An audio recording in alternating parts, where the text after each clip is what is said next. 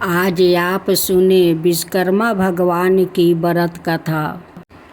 एक समय अनेक ऋषिगण धर्म क्षेत्र में एकत्र हुआ और वहाँ धर्म के तत्व जानने वाले सूत जी से ऋषि कहने लगे, हे पुराणों के मर्मज्ञ महात्मने, आप हमारे ऊपर अत्यंत कृपा करके हमारे इस अचानक उत्पन्न हुए संशय का नाश कीजिए।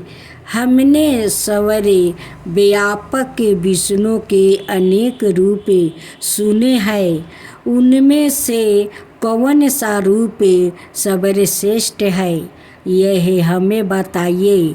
हे महात्मा मुनियों, तुमने संसार के कल्याण के लिए यह सबर शुभ काम करने वाला बड़ा प्रश्न किया है।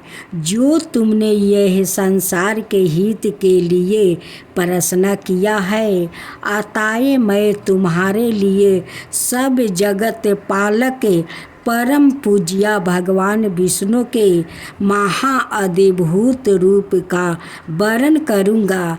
हे तपस्वियों, उस परमात्मा के अनंत रूप है, उनमें जो अनंत श्रेष्ठ है, उस रूप को अंदर से सुनो। उस दिव्य रूप के स्मरण मात्रा से महापातक की मनुष्य भी पाप से छूट जाते हैं, इसमें संशय नहीं है। इस ही प्रश्न को संसार के कल्याण के लिए श्री मूर्ति में लक्ष्मी ने भगवान विष्णु से एक बार पूछा था। लक्ष्मी कहने लगी, हे जगन्नाथ, आपके महान अनेक रूपों को भक्त मनुष्य भक्ति युक्त होकर पृथ्वी पर पूजते रहते हैं। हे प्रिया, क्या वो रूप सब समान ही है या उनमें गौण और मुख्य किसी प्रकार का भेद है? विष्णु भगवान बोले, हे प्रिया, जब मैं समस्त ब्रह्मांड को आत्मा में सहंत करके सहानुभाव रूप से योग माया के स्थित होता हूँ, तब मैं एक ही बहुरूप धारण करूं। इस प्रकार इच्छा करता हुआ अपनी माया के वश में हुआ जीवों को कर्म भोग के लिए क्षण मात्रा में असंख्य ब्रह्म लोक आदि लोक को जिस रूप से रचता हूँ, हे देवी, उस रूप को मैं तुमसे कहता हूँ, तुम ध्यान से सुनो। हे देवी, मैं यहाँ अद्भुत सब और तेज से व्यापत अनेक सूर्यों की चमकते अधिक चमकने वाले विश्वकर्मा रूप को धारण करता हूँ और उनके अंतर मनुष्य दृष्टि करने की कामना करता हुआ सवर प्रथम पुराने आत्मा तपस्वी ब्रह्मा को रचता हूँ। उस ब्रह्मा की स्तुति जग और गान के प्रतिपादन करने वाले तीरगण यजु और सम की अच्छी प्रकार उपदेश देता हूँ। इसी प्रकार शिल्पी विद्या प्रतिपादक अथर्व वेद भी ब्रह्मा को प्रदान करता हूँ। यह वही वेद है जिसे शिल्पी लोगों ने शिल्प निकाल कर अनेक वस्तुओं की रचना की है। हे देवी, मेरे अनेक रूपों में यह विश्वकर्मा रूप मुख्य है। यही रूप है जिससे सारी दृष्टि क्षण मात्रा में उत्पन्न होती है।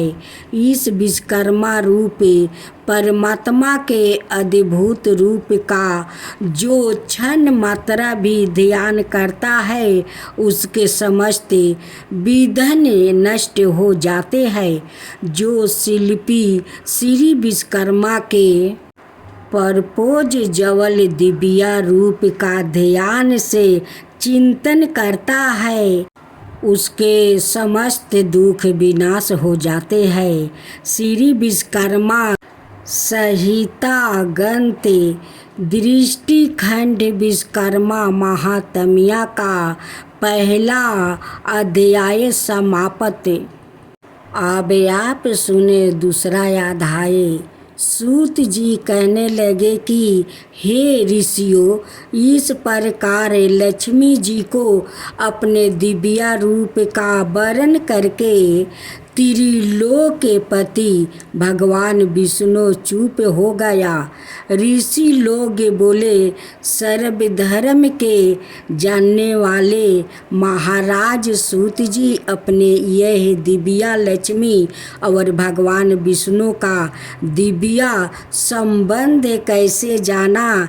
यह भगवान विष्णु को दिव्या विश्वकर्मा रूप किस प्रकार संसार में प्रसिद्ध को प्राप्ति हुआ और कैसे संसार ने इस रूप को जाना? सूत जी बोले, हे मुनियों सुनो, जिस प्रकार मनुष्यों को कामना का देने वाला यह समाचार मेरे करण गोचर है। एक महर्षि अंगिरा नाम वाले हुए हैं, जिन्होंने महिलाएं पर्वत के समीप गंगा तट पर 12 भारी तप किया था। बरस ऋतु में तो आवरण रहित स्नान, शीतल काल में शीतल जल में, ग्रीष्म काल में धूप में बैठकर वो अंगिरा मुनि तप करने लगे। तप करते करते भी उन्हें ऋषि का मन सुखी नहीं था और इधर उधर इस प्रकार दौड़ता था कि जैसे मृग इधर उधर भागता है। तभी उस समय अचानक आकाशवाणी हुई कि हे तपधन, तू वृथा श्रम करता है। लक्ष्य से चयूस हुआ बाण कैसे अपने लक्ष्य को बांध सकता है? वही तेरी गति हो गई है और तू लोक में उपवास को प्राप्त हो रहा है। उत्पत्ति स्थिति संसार का करने वाला, सबको अभीष्ट का सिद्ध करता महातेजस्वी विश्वकर्मा संसार में प्रसिद्ध है। उसका पाउच मुख और 10 बहु आला महाविद्या रूप सरस्वती और लक्ष्मी से पूजित है। उसका तू दिन रात ध्यान करे। इस रूप का सवाए हरि ने क्षीर मुर्दा में उपदेश दिया है। आज भी उनके ध्यान से मेरे रोमच खड़े होते हैं। अमावस्या के दिन सब कर्मों को छोड़कर व्रत का आचरण कर और उसी दिन विधि पूर्वक विश्वकर्मा जी की पूजा कर। इस प्रकार आकाश को गूंज देने वाली वाणी को सुनकर अंगिरा मुनि बड़े विस्मय को प्राप्त हुआ और भगवान का ध्यान करने लगे। श्री विश्वकर्मा जी का ध्यान करते समय उनके चित्त में शिल्प ज्ञान का धारक अर्थ सहित अर्थ वेद प्रविष्ट हुआ। उन तत्वज्ञान अंगिरा मुनि ने विमान रचना आदि की अनेक शिल्प विद्याओं का रस अर्थ वेद के ज्ञान से आविर्भाव किया। इस संसार ईर्ष्य विश्वकर्मा भगवान की कृपा से ही सुखी है, क्योंकि उनके बताए ज्ञान से ही अवश्यकता यान दी जगत बनाता है। तभी से श्री विश्वकर्मा जी का महारूप संसार में प्रसिद्ध हुआ है। परंपरा से आए हुए इस कथन ने मेरे कानों को भी पवित्र किया है। हे ऋषियों, इस परम रहस्यों को जो मनुष्य श्रवण करेंगे उनके लिए श्रवण मात्रा से ही ज्ञान प्राप्ति हो जाएगी। यह महाज्योति रूप है जो संसार का उपकारक है। वो मनुष्य कीर्तिधन और पापी है जो इस रूप का ध्यान नहीं करता है। श्री विश्वकर्मा सहितन गर्ते सृष्टि खंड विश्वकर्मा महात्मा का दूसरा अध्याय समाप्त हुआ। तीसरा अध्याय। हे महाराज, आपसे कहे हुए श्री विश्वकर्मा के चरित्र को वर्णन करते हुए हमारे चित्त की दीप्ति नहीं होती है। जैसे अमृत के पान करने से देवताओं की दीप्ति नहीं होती है, अब भी श्री विश्वकर्मा जी के सचरित्र के श्रवण की इच्छा आस प्रकार बढ़ती जा रही है। जैसे हवा से बार बार अग्नि बढ़ती है। सूत जी कहने लगे, हे मुनि श्रेष्ठ, एक ग्रह मन से तुम जगत पूजिया सच्चिदानंद स्वरूप श्री विश्वकर्मा जी का दिव्य आख्यान सुनो। प्राचीन काल में एक परमगद नाम का एक राजा हुआ जो अपनी प्रजा को संतान से समान पालता था और सब धर्म के कर्मों में बिल्कुल प्रसाद नहीं किया करता था। वो अपनी प्रजा के स्नेह से आसान करता था और कभी भी दंड से प्रजा का दामन नहीं करता था। दरिद्रता से आक्रांत हुए मनुष्य मेरा आसन बनाएंगे, यह उसकी नीति नहीं थी।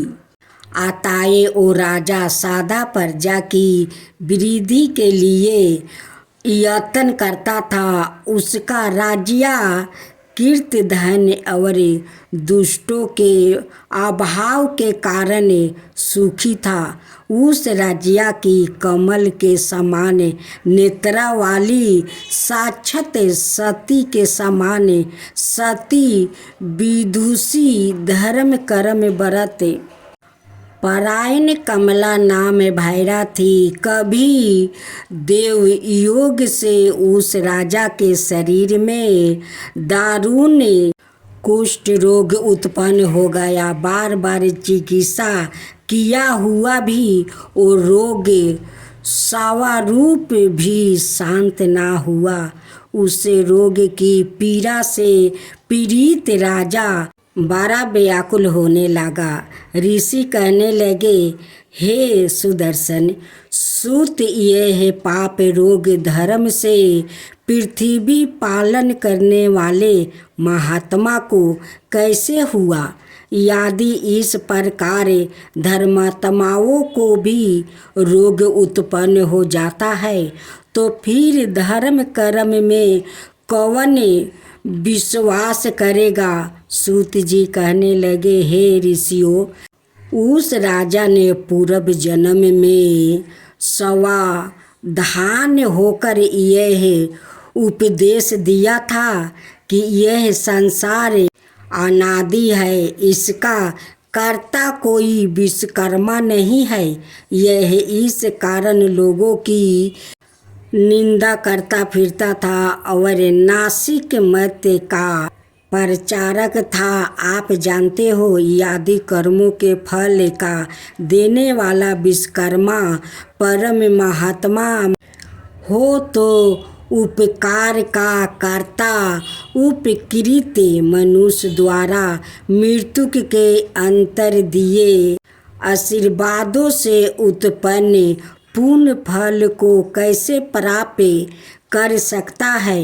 जब परोपकारी को अपने पुण्य का फल मिल ही ना सकेगा तो क्यों कोई किसी का उपकार करेंगे, और जब कोई किसी का उपकार नहीं करेंगे तो संसार का उच्छेद नाश हो जाएगा। इसलिए नासिक पाखंडी की दुर्दशा अवश्य होती है।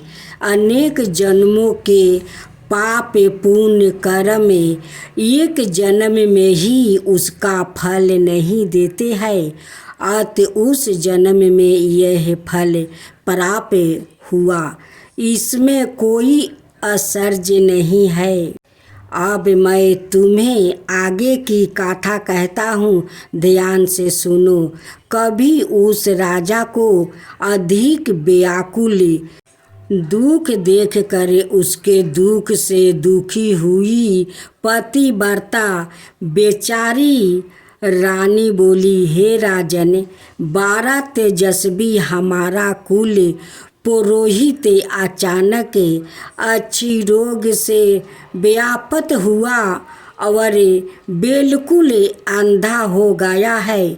उसे उपमनु पुरोहित ने अपने अति निंद्रिया ज्ञान से देखा तो यही प्रतीत हुआ कि उसे अमावस्या को व्रत करे और श्री विश्वकर्मा जी का पूजन करना चाहिए। तब से ही उस पुरोहित ने सब कर्मों को छोड़कर विधि पूर्वक व्रत किया। व्रत के दिन ब्रह्मचारी रहता और फलहार यह एक बार अनहार करता था। धर्म चर्चा में लीन रहा करता था। उस व्रत प्रभाव के कारण पुरोहित को दिव्या दृष्टि प्राप्ति हुई और बुढ़ापे में भी उसको देखने की दृष्टि नष्ट नहीं हुआ। हे महाराज, मैं दीनदाता के साथ प्रार्थना करती हूँ कि आप भी दीन पालक श्री विश्वकर्मा की चरण में जाइए, जिससे इस दुख से छुटकारा मिले। राजा बोले, हे प्रिय, तुमने ठीक कहा है। इसको सुनकर मेरा चित्त बड़ा प्रफुल्लित हो रहा है और मुझे निश्चय सा हो रहा है कि भगवान श्री विश्वकर्मा के व्रत से रोग की अवश्य निमिरित होगी, क्योंकि किसी भी कार्य की सिद्धि को चितोत्साह प्रथम ही कह दिया करता है। सूत जी कहने लगे कि उस दिन से लेकर वो राजा प्रतिदिन श्री विश्वकर्मा जी का पूजन और वंदन करके भोजन करने लगा। अमावस्या के दिन सब कर्मों को छोड़कर व्रत विश्वकर्मा जी का पूजन और व्रत करना चाहिए। श्री विश्वकर्मा अब सुने चौथा अध्याय। सूत जी कहने लगे, हे मुनियों, मैंने तुमको श्री विश्वकर्मा जी के अद्भुत चरणामृत का पान कराया है। अब आगे जगत को विस्मय करने वाले चरित्र का वर्णन करता हूँ। जगत में धर्म के व्यवहार से चलने वाली संतोषी कोई अस्तिकार और उसकी पत्नी वाराणसी पुरी में रहते थे। अपने कर्म में कुशल बुद्धिमान ओ अस्तिकार बड़ा व्याकुल हुआ। अपने पाया परत निवारण के योग्य वृत्ति की खोज में दिन रात लगे रहता था। इस प्रकार लालच में पड़ा और सत्य प्रयत्न करने के बाद भी कठिनाई से भोजन और आच्छादन ही प्राप्त कर सकता था। उस अस्थिकार की स्त्री पुत्रा ने होने के कारण नित्य सोच करती रहती थी कि मालूम नहीं बुढ़ापे में कैसे निभा रहा होगा। इस प्रकार चिंता चतुर वो स्त्री की इच्छा से मंदिरों में महंतों के पास व्याकुल होकर मंत्र तंत्र से पुत्रा के अर्थ घूमने लगी। दाढ़ी मोछ जिनके मुख पर बढ़ रही है, ऐसे ऐसे पखंडी पछाड़ों के निकट भी वो दिन रात दौड़ती फिरती थी, परंतु उसकी कामना कहीं भी सिद्ध नहीं होती थी। काश कुश यमुना की बालू में जल के भरम से दौड़ती मिर्गी की तरह उसकी दशा हो रही थी। कोई कोई ठग मयूर पीछों की बनी हुई मोर छल के झारे से उसको बहकाता था और कोई भोज पात्रा पर जंतर लिख कर उसको भुलावा देता था। कोई कोई धर्त उसको कहता था कि मेरी देह में अमुक देवता आता है और वो प्रसन्न हो तेरे लिए वर प्रदान करेगा। यह कह कर अश्वेत भस्म देकर घर भेज देता था। इस प्रकार सोच दशा को प्राप्ति हुआ नहीं। दोनों स्त्री पुरुष बड़े दुखी थे। उनको दुखी देखकर एक पड़ोसी ब्राह्मण बोले, हे रथकार, तू क्यों इधर उधर भटकता फिरता है? मेरी बुद्धि में तू सब तरह से मूर्ख प्रतीत होता है। तू व्यर्थ ही सीखा और योग पवित्र को धारण करता है और तेरी भायरा भी बिल्कुल मूर्ख है, इसमें कोई संदेह नहीं है। इन मिथ्या उपाय से संतान उत्पन्न नहीं हुआ करती है और ना धन मिलता है और ना कुछ भी सुख प्राप्ति होता है। यह तो व्यर्थ की भाग दौड़ है। वो मनुष्य अज्ञानी है जो इस प्रकार के व्यर्थ उपयोग से अपने मनोरथ सिद्ध करना चाहते हैं। कहीं व्यर्थ उपयोग करने पर भी मनोगत सिद्ध हुआ है। इन मनुष्यों से अधिक वो मूर्ख है जो मलेच्छों की फूंक की अग्नि ज्वाला से अपनी संतान का जीवन होना समझते हैं। मलेच्छों की फूंक से दंग हुए कुमाता के पुत्रा की फिर धर्मशास्त्र के अनुकूल उत्तम सिद्धि उत्पन्न नहीं हो सकती है। इसलिए तू सब व्यर्थों के उपायों को छोड़ दे और केवल दयालु श्री विश्वकर्मा की शरण को प्राप्ति हो। हे श्रेष्ठ पुरुष, विश्वकर्मा की कृपा से तेरी अवश्य सिद्धि होगी। समस्त दुखों के नाश करने में श्री विश्वकर्मा के अतिरिक्त अन्य कोई भी समर्थ नहीं है। कर्मों के फल दान देने में वो विश्वकर्मा परमेश्वर सत्येंद्र है और आगे पीछे करके कर्मों के फल देते रहते हैं। यदि तेरी यह दुर्दशा अपने बुरे कर्मों के फल से हो रही है तो वो विश्वकर्मा रूप ईश्वर अन्याय योनियों में भी फल दे सकता है, क्योंकि वो सबर शक्तिमान है। ईश्वर कर्मों के फल स्वरूप सुख दुख देता है और इस सुख और दुख के साधन उनके पास बहुत है। इसके पाप के केवल दुख देने के लिए निर्धन या निसंतान बना देता ही साधन है। इसलिए तुम सब कर्मों को छोड़कर अमावस्या को व्रत कर और जितेंद्रिया रह कर भक्ति से विश्वकर्मा भगवान का श्रवण किया कर। जितना हो सके उतना दान, अध्ययन, परोपकार के कार्य आदि करता रहा। इस प्रकार ब्राह्मण के वचनों को सुनकर उस अस्तिकार के लोचन खुल गया।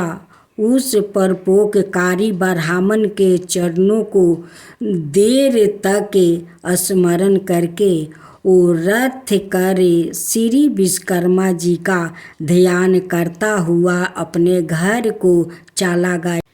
उस दिन से लेकर वो धर्मात्मा रथकार श्री विश्वकर्मा जी के चरण कमलों की शक्ति में लीन रहने लगा।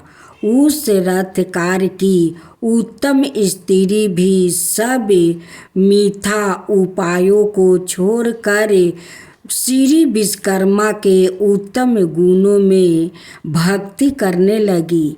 अमावस्या के दिन इस दिव्य व्रत के परिणाम से वो चंपित धन और पुत्र से युक्त हुई।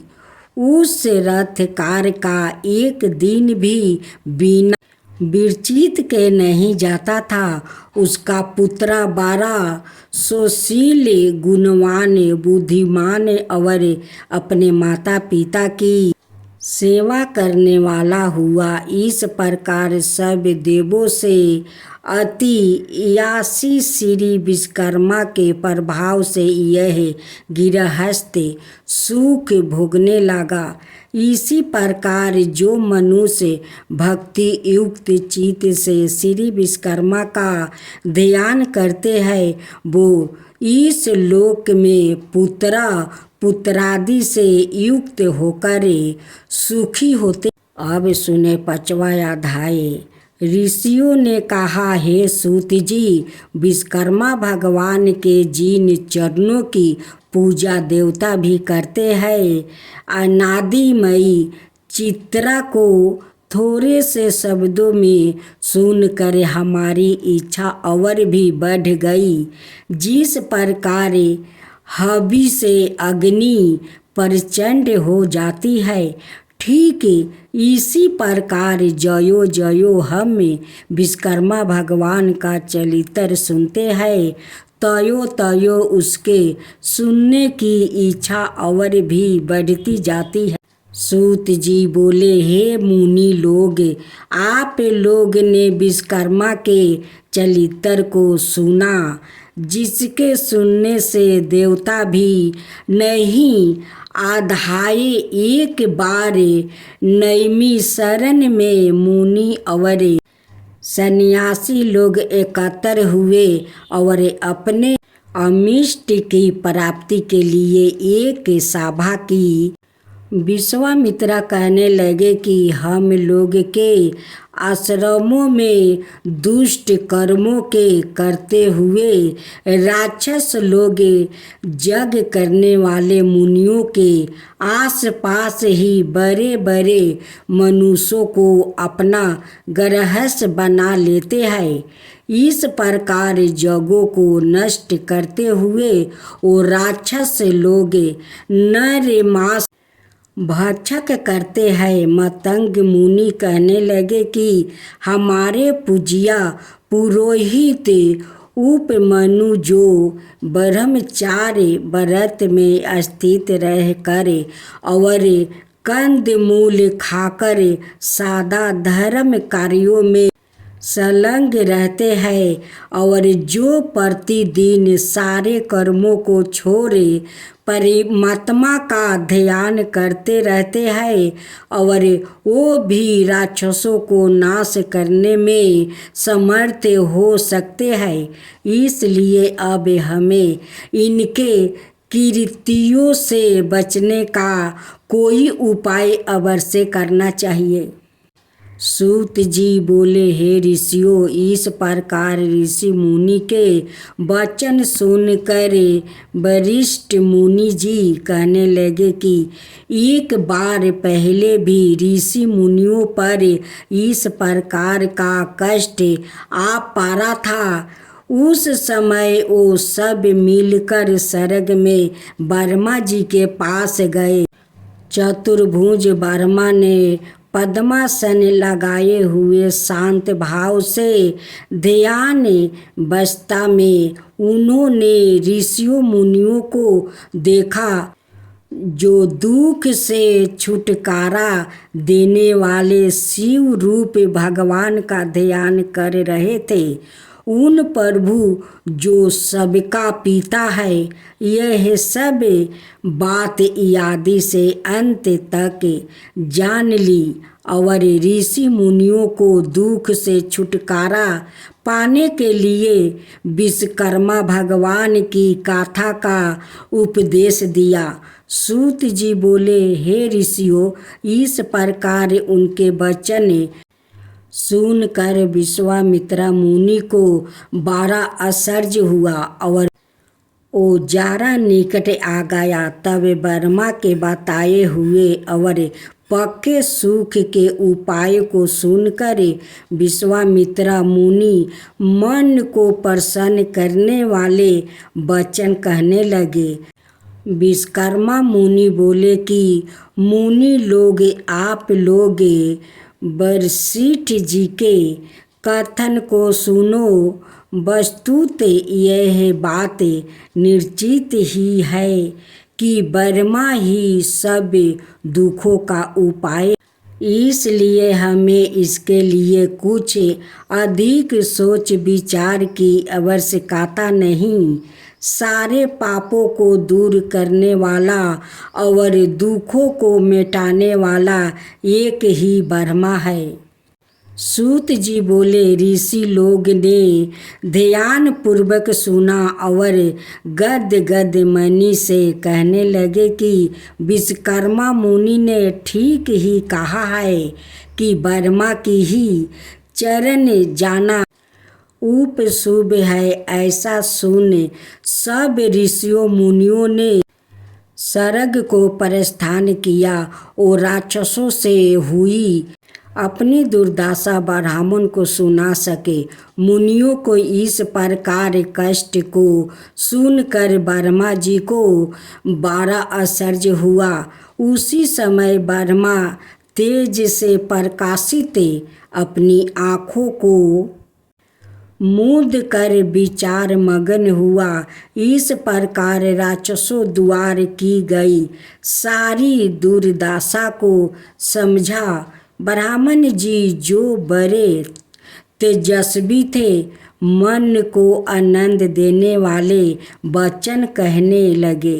ब्रह्मा जी कहने लगे कि हे मुनियों, राक्षसों से तो स्वर्ग में रहने वाले देवता को भी भय लगता रहता है, फिर मनुष्यों का तो कहना ही क्या, जो बुढ़ापे और मृत्यु के दुखों में लिपटते रहते हैं। सुनो, उन राक्षसों को नष्ट करने में महातेजस्वी विश्वकर्मा ही है, जो सब प्रकार के बलों से युक्त और सारे विश्व में प्रसिद्ध है। उसी की पूजा से तुम लोग राक्षसों को नष्ट करने में समर्थ हो सकते हो। इस वास्ते उसी दयालु विश्वकर्मा की चरण में जाओ।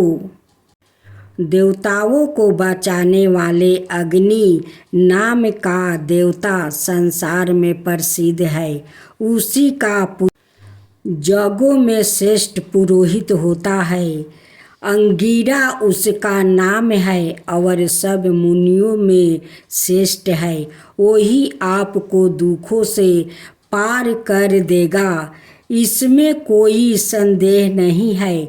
इसलिए हे मुनियों, आप उन्हीं मुनि श्रेष्ठ के चरण कमलों को छुओ और उन्हीं से अपने को कष्टों से मुक्त पाने के लिए प्रार्थना करो। सूत जी बोले कि वर्मा जी के कथन अनुसार ऋषियों ने सब यज्ञ अनुष्ठान आदि किए और अंगिरा ऋषि के वचनों को सुनने के लिए उत्सुक हुआ। अंगिरा ऋषि कहने लगे कि हे मुनियों, तुम लोग क्यों इधर उधर मरे मरे फिरते हो? दुखों को काटने में विश्वकर्मा के अतिरिक्त और कोई भी समर्थ नहीं। इसलिए तुम्हें चाहिए कि जितेंद्रिया रहते हुए अमावस्या के दिन अपने साधारण कर्मों को रोक कर भक्ति पूर्वक विश्वकर्मा की गाथा सुनो, जिसके सुनने मात्रा से जन्म जन्मांतर के पाप नष्ट हो जाते हैं। मुनि लोग ब्रह्मचर्या व्रत में स्थित हो विश्वकर्मा देव की पूजा द्वारा ध्यान करते हुए सब प्रकार के सुखों को प्राप्ति करते हैं। सूत जी कहने लगे कि मुनि लोग इस प्रकार महर्षि अंगिरा के वचनों को सुनकर अपने अपने आश्रमों को चले गए और यज्ञ में विश्वकर्मा देव का पूजन किया, जिसका परिणाम यह हुआ कि उसकी पूजा से सारे राक्षस भस्म हो गई, यज्ञ विघ्नों से रहित हो गया और नाना प्रकार के सुखों से संपन्न हो गया। जो मनुष्य भक्ति पूर्वक विश्वकर्मा को चिंतन करता है, वो सुखों को प्राप्ति करता हुआ संसार में बड़े पद को प्राप्ति करता है।